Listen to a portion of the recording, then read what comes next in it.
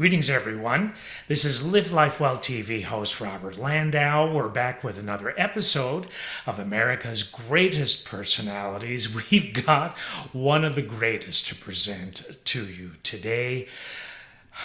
There are so many different ways to describe this incredible lady, but really, I think incredible is probably one of the best. But we'll get into that and a lot more when we talk about the one, the only Mae West. Stay tuned.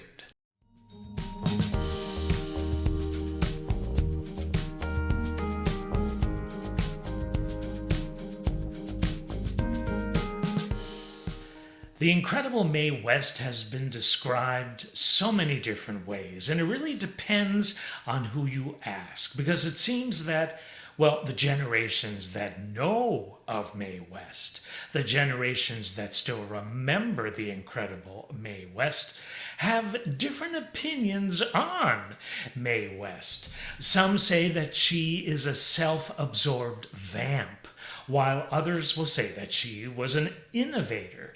Others will say that she was a true pioneer for women's rights. Others will say that she was the queen of camp, not funny, very funny, couldn't act, great actress, a natural, a phony, a brilliant businesswoman, a fake, classy, classless, and actually the list goes on. And whatever it is that people may feel about Mae West, one thing was for certain: she did, in many definable ways, push the boundaries of acceptable social behavior during her time, for better or for worse. I mean, long before there was Cher, long before there was Madonna, there was Mae West. And in her own words, she once said,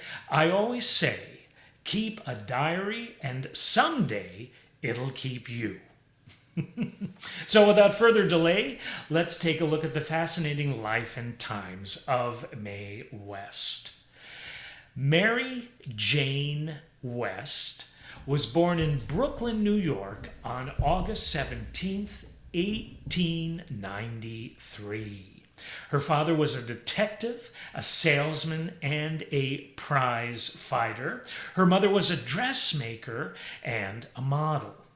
By the age of 7, West was singing and dancing up a storm in small theater productions. Often she would win various talent shows for very good reason, because even then there was something very unique, very special, very out of the box about this gal.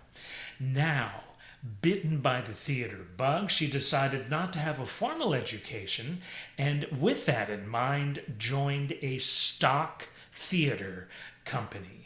In her teens, she would tour in vaudeville. I mean, that was probably the best training ground for anybody who wanted to be somebody in the performing arts in those days. While doing these type of shows, Mae would end up meeting a fellow entertainer by the name of Frank Wallace, and they quickly decided to create an act where Frank would be Mae's dance partner. In 1911, they would get married, and no one knew. Why? Because Mae, well, this might be one of the reasons, Mae was only 17 years old at the time. Soon the act and the marriage were history, but they didn't actually divorce all the way until 1942. It was also back in 1911 that things really started to happen for Mae. She would soon find herself on the Broadway stage. How incredible that must have felt for her. Show after show would follow, and she even appeared in a Florence Ziegfeld extravaganza in 1918.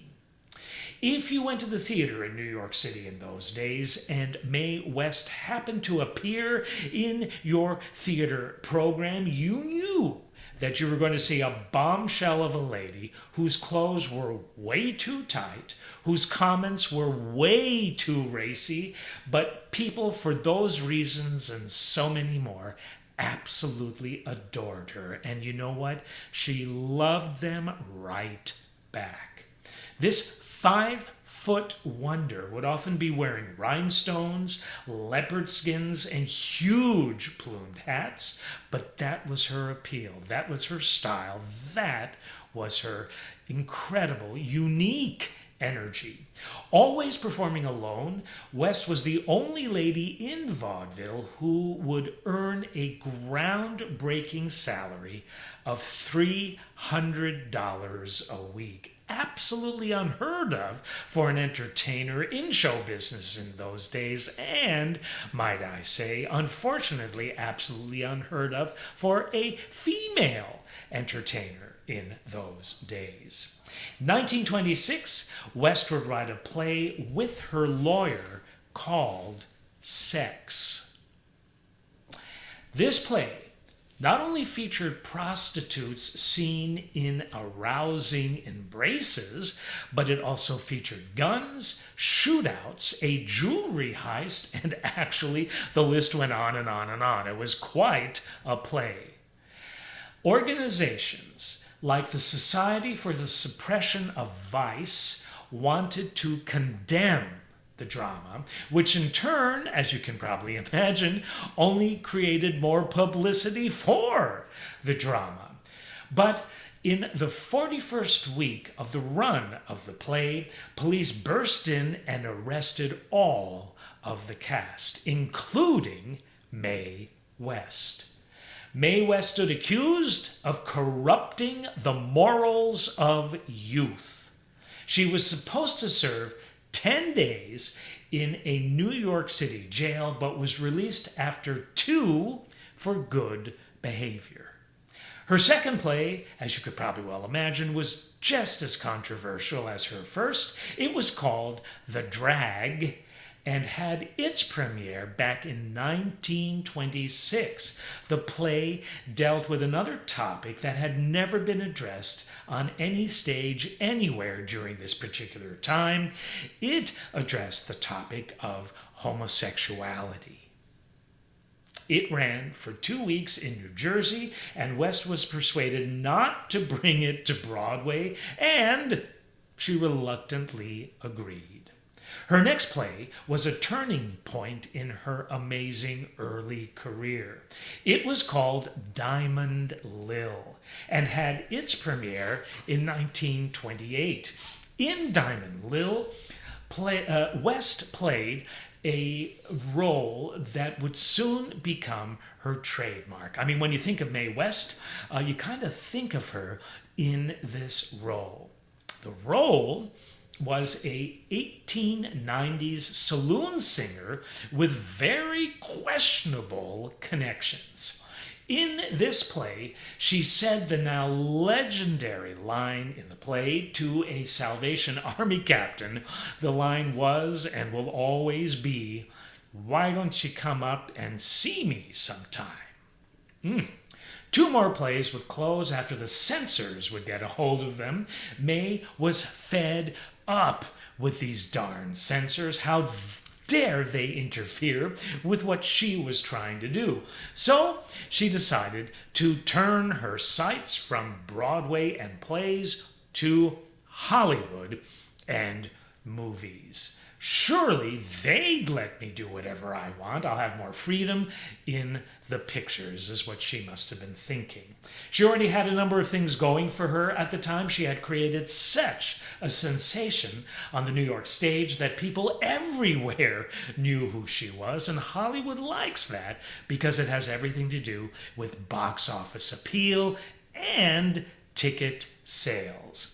To give you an example of just how popular Mae was back then, she had a $5,000 per week contract with Paramount. Why was this so unusual? Because this was during the Great Depression. Who in any business was earning $5,000 a week? Well, the incomparable Mae West was. Her first success was a picture called Night After Night, and that was in 1932. West, in this picture, is the girlfriend of a gangster played by actor George Raft. In the film, a lady says to West, "Goodness, what beautiful diamonds." To which West responds, "Goodness had nothing to do with it." Her next film was an adaptation of her play Diamond Lil called She Done Him Wrong. A young, very green, inexperienced actor made his debut in this film, and his name was Cary Grant. Mae West actually discovered Grant and insisted that he play the lead in her film.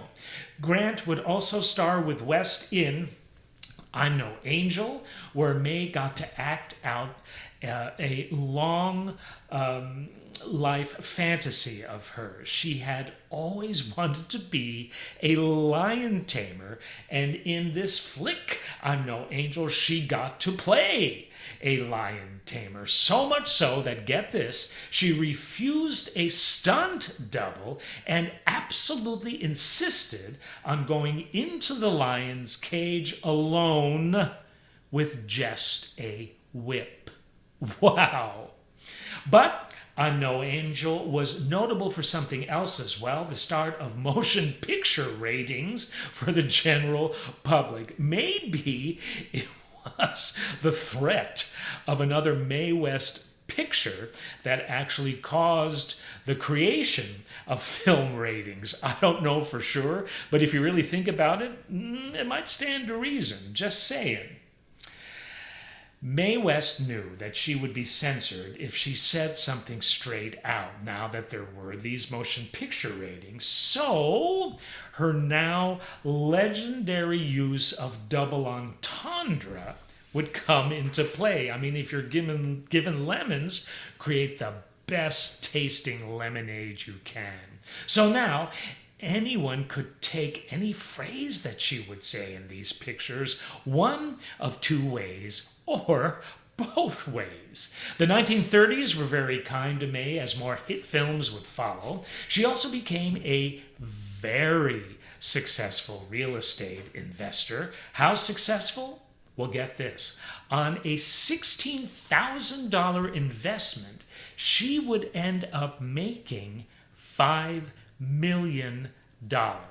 Oh yeah, I'm going to say that again. On a $16,000 investment, she would go on to make $5 million. Worth repeating twice. Absolutely incredible. Says a lot about this very savvy lady. Go West Young Man was made in 1936, followed by Every Day's a Holiday, which was made in 1938. Both were box office smashes. At this point in her career, Mae West was the highest paid woman not only in Hollywood, but get this, in all of America. Wow.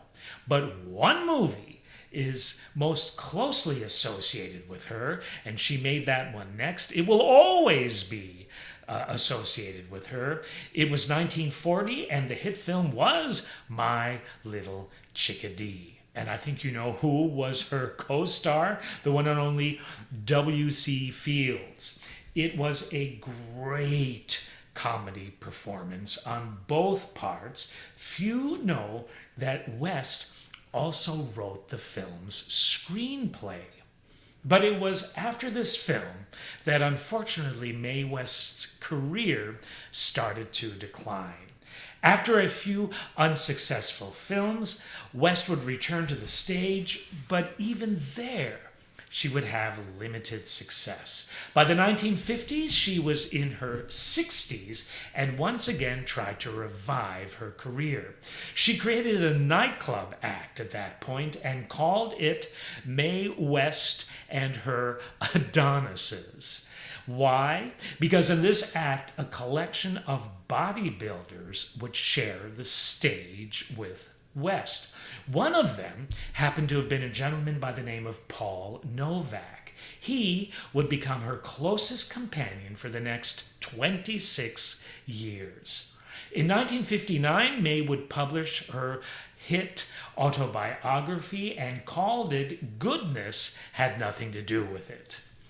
In the 1960s, get this, she would even record an album of Bob Dylan and Beatles songs called "Way Out West." I love it. She also created a Christmas album called "Wild Christmas."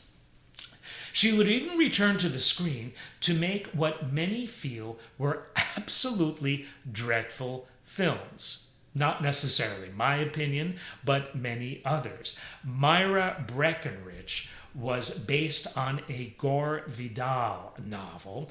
Many feel that the only things of note in that film were the film debuts of Farrah Fawcett and Tom Selleck.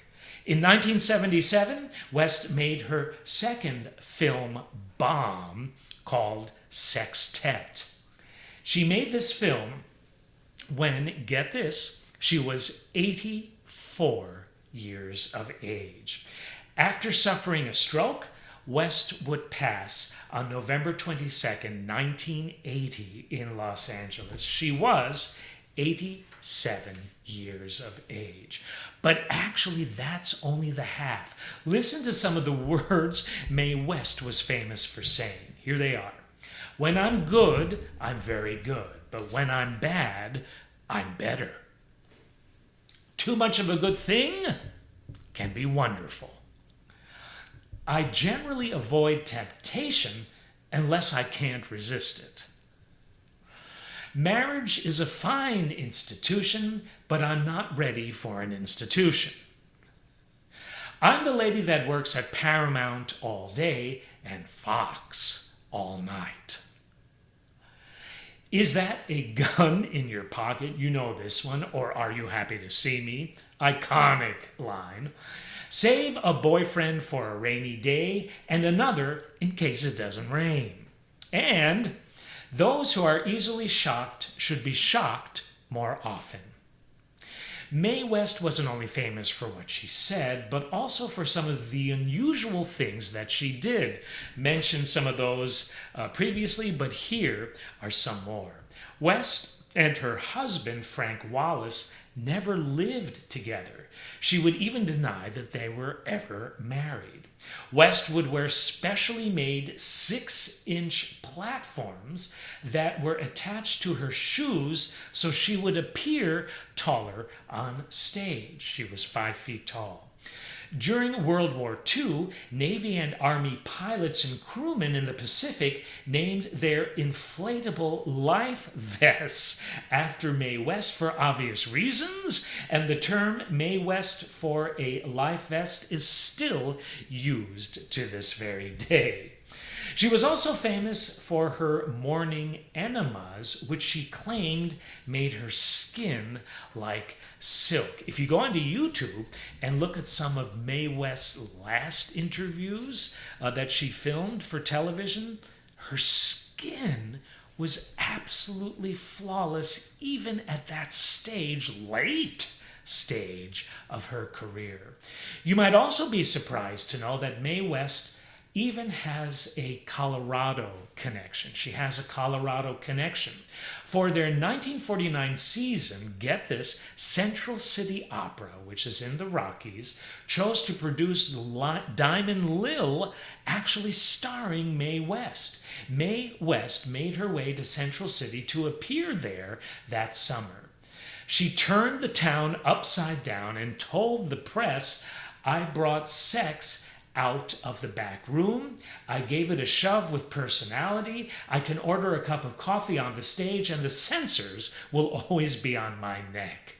West demanded that 2 white limousines be at her beck and call during her stay in Central City, Colorado during that appearance. She even threw herself a birthday party and only sent invitations to men to attend. Even Colorado's governor at the time couldn't turn that one down. She also had mirrors put on the ceiling of the cottage that she stayed in Central City during her run that summer. I wonder how many artists of the Central City Opera who nowadays spend their summers performing at the Central City Opera in that cottage know that Mae West actually spent a wild summer there. And I also wonder if the mirrors are still on the ceiling. Don't one ever find out, but just curious. But most importantly, Mae West had a tremendous impact on the way we think about the subject of sex. And the important thing to remember here is that she literally was responsible for pushing the boundaries of accepted social behavior. When she was still doing stage plays in New York City before her film career, she was saying things on stage back then like, "If you don't like my peaches, why don't you shake my tree?" And that, get this, was back in 1915. Even her play that she wrote called Sex was a major deal at the time because the word up till then was never ever uttered in the media. When West did find her stage and screen persona, this too was a shock, as no one had ever thought to go down that road before. Here was a blonde bombshell portraying a prostitute and or a saloon singer. This was her character, her vehicle, so to speak, and whenever you saw Mae West, you knew that that was what you were going to see. So lines like, "I'm a girl who lost her reputation and never missed it," weren't as much of a shock if you knew Mae West was going to be the one to say them. The first movie she made with Cary Grant in 1933, She Done Him Wrong, was actually banned in Australia. It appears that they weren't ready to accept Mae West as we were here. Well, maybe.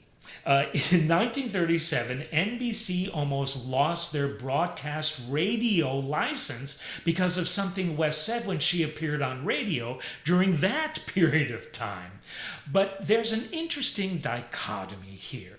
On one hand, West portrayed a woman who was sexually available to men and interested in sexual activity. On the other hand, she was, and still will always be, a role model for women in general. Why would I say something like that? Because she showed that a woman can be bold and brash and not afraid to say anything that she wanted. So, with that, she could put men in their place and used sexual double entendre to do so. Women could now be bold, free, and openly sexual if they wanted to be, and there was nothing shameful about being and doing so. So, as many of my research sources would say, this could be interpreted as sexual liberation or sexual degeneracy, depending on where you are on that spectrum, so to speak. Also, don't forget that up till now, women who were promiscuous had been mostly held in low self-esteem. Mae West changed all of that. A woman could now be strong and sure of herself without losing her social standing. And it's also interesting to note that once the movie rating system was established, largely as I figured, because of Mae West, 40 years would pass in which movies couldn't even suggest that a man and a woman could even sleep in the same bed together. Same with TV. Think of I Love Lucy. It's also interesting to note that Mae West was not overly gorgeous in that day, kind of like Hedy Lamarr or Dorothy Lamour, Rita Hayworth, and the list goes on and on, were. Consequently, she used her personality, her strong will, her incredible brain, and not her body, to get our attention. And to me, that is really saying something. And it's something that Madonna and Cher and the like should pay a little more attention to. But I would also say that Cher and Madonna also ended up carrying the torch forward from Mae West, for better or for worse. I love Mae West. I think she was a true pioneer in so many phases of her life, and that has left an indelible mark, not only on show business, not only on women and how they present themselves in the world and not to be afraid to do so, but what it is to be a human being in general. Have fun in life and be out of the box and push things a little bit, because in so doing you just might end up pushing things a little more forward in general. And that and so much more was the great Mae West. And with that, we are done. And I hope you enjoyed this as much as I did. Thank you so much for tuning in. This has been Robert Landau, Live Life Well TV host. We'll look forward to seeing you on another episode of America's Greatest Personalities here on Live Life Well TV.